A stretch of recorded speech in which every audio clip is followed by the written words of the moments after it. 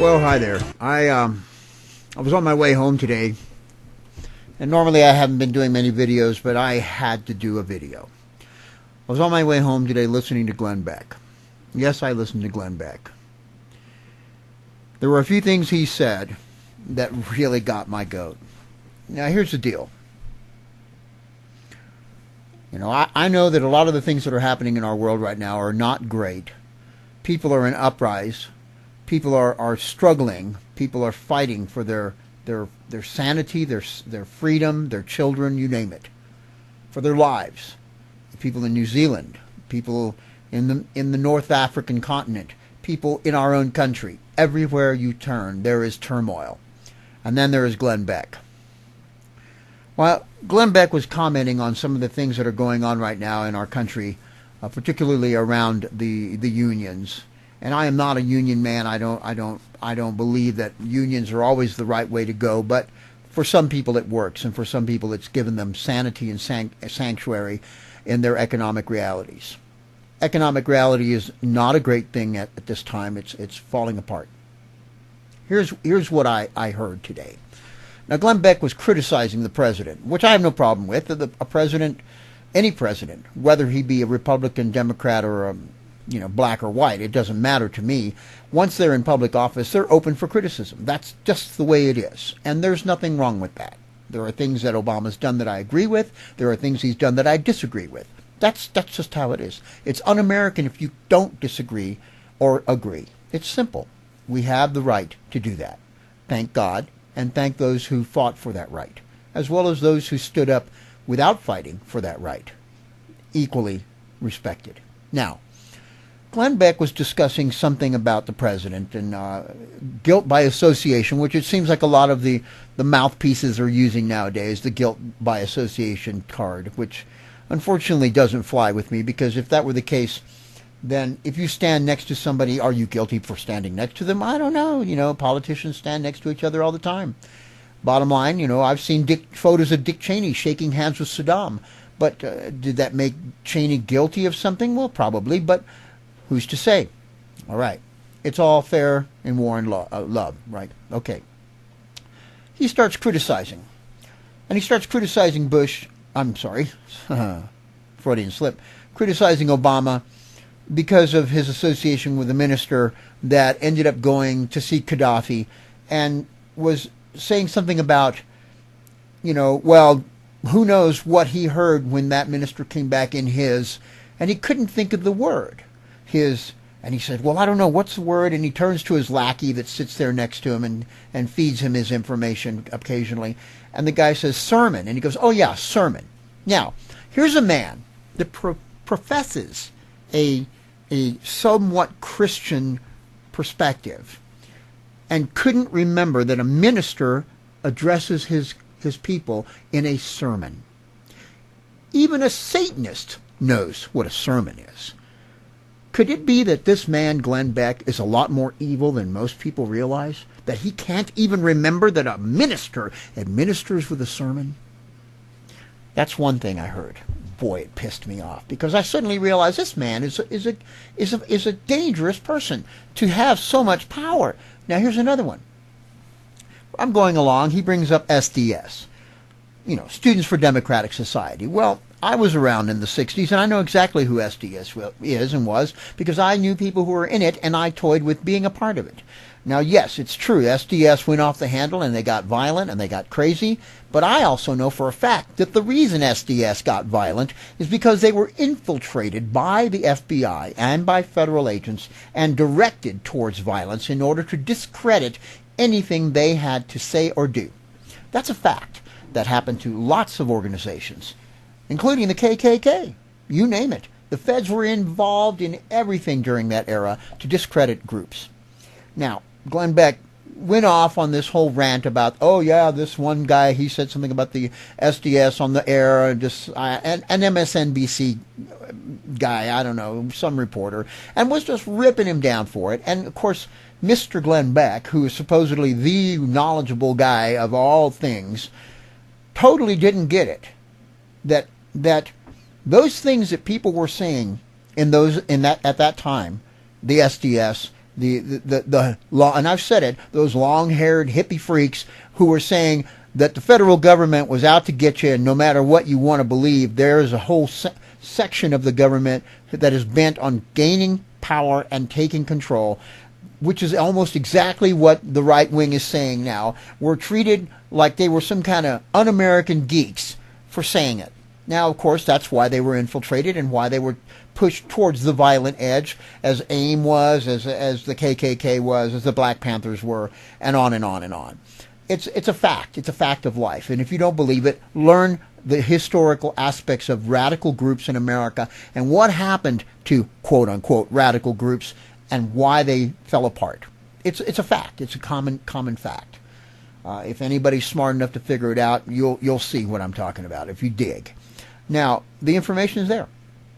So that was another thing that kind of got my goat. Here's this guy ripping away at somebody for talking about the SDS and comparing somebody with the SDS and blah, blah, blah. Okay, well, whatever. That was...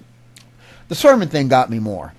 Then, I'm going along and I'm listening to Mr. Beck, and he starts talking about this ad. He had an ad. And it's about some legal website that lawyers created for people who are smart enough to start their own business. And he goes off and he says, but this is only if you're smart enough. And and then he goes off on this Bubba accent. Now, if you don't know what I mean by the Bubba accent, I'm talking about your good old American farmer who was born and raised in the South or born and raised in the great Midwest, and he's considered that good old American redneck. And he was talking like this good old American redneck, and using that stereotype to imply ignorance. Now, this is a man who supposedly represents a large portion of America, using an American person to imply ignorance. What's the difference in that and using a black man's accent to imply ignorance? Nothing. This man, Glen Beck, is an asshole. I don't care what you say to me, how you defend this jerk. He is a grade A asshole. And I'm here to tell you that anybody that takes any American and uses their personage to imply ignorance is more ignorant than any of the people he caricatures.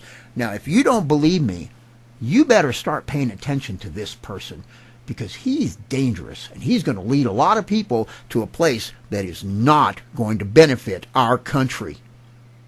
He's an asshole, and I'll be the first one to get in his face and say, you pig.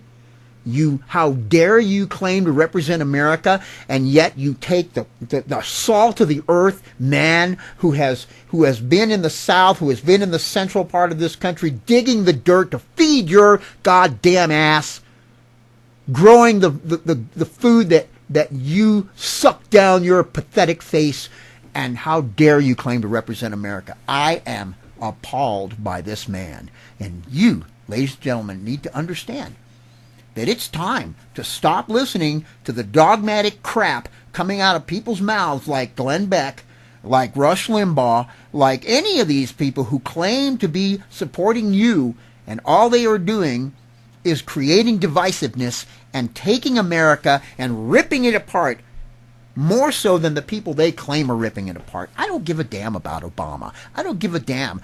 I care about you. I care about me. I care about my kids, and I don't care what any of these gold-selling jackasses are trying to tell you. I'm here to tell you that it is a lie, that every one of them is lying to you and creating dissension in our country in order to maintain a control over us. They are the dogs being held, the leash is being held by some darker force that is definitely behind them, and they will never, ever lead you to your freedom.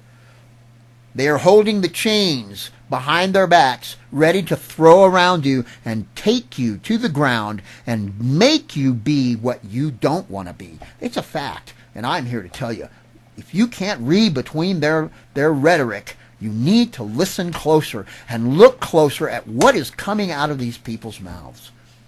The disrespect, the ill-gotten positions that they hold. How dare Rush Limbaugh, an addict, a heroin addict. I've never done heroin. I'm proud to say that. Yes, I've done some other things I'm not proud of. But I will not claim to be better than anyone. I will point and say, you suck. You're an ass. If I think you are, of course. And I'll be the first to agree with anyone that says I'm an ass, because I've been an ass, and I have the balls to say I've been an ass. It's that simple. Be honest. But these people, the Hannitys, the Laura Ingrams, the Rush Limbaughs, the Glen Becks, are holier than thou.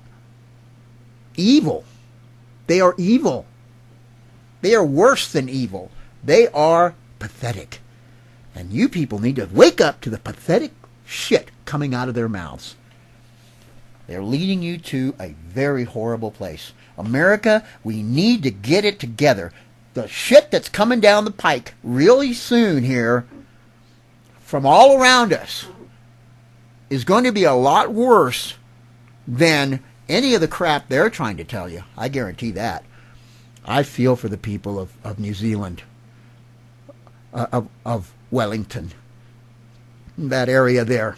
That was horrible. That's a bad thing. Those quakes weren't even that bad. I went to the web and looked at the size of those quakes in terms of the size of the quakes. There were 6s and 5s, but look at the devastation that occurred. And the sun is flashing at us. The sun is throwing flares at us. Do you think they're always going to be just these minor little flares that take out our radios?